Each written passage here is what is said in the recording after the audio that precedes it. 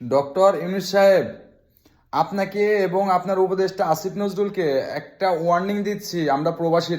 আমরা সকল প্রবাসীরা আপনাদেরকে ওয়ার্নিং দিচ্ছি। শেখ হাসিনা যখন ছিল তখন আপনাকে বলেছিল, তখন আপনি আমেরিকায় পালাইছিলেন।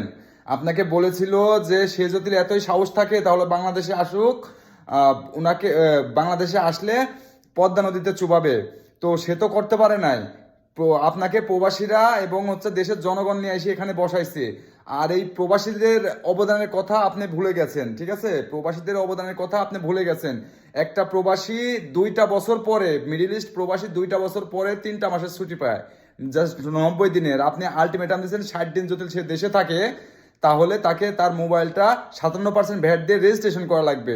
এখন আমি আমি এবং সকল প্রবাসী, যারা প্রবাসী আছে, আমরা আপনাকে ওয়ার্নিং দিতেছি। এই ডিসিশন যদি চেঞ্জ না করেন আপনাকে কিন্তু আমেরিকায় পালাইতে হবে, নয়তো পদ্মা নদীতে আপনাকে চুবানো হবে।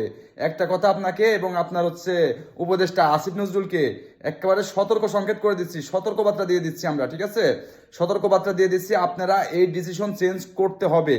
কারণ একটা প্রবাসী 2টা বছর পর, কোনো কোনো প্রবাসী 5 বছর 7 বছর পরে যা 90 দিনের ছুটি পায়, এই 90 দিন তাদের পরিবারের সাথে কাটায়। তাই আপনাকে লাস্ট ওয়ার্নিং দেওয়া হচ্ছে, এই ডিসিশন চেঞ্জ করেন, নইলে খবর আছে।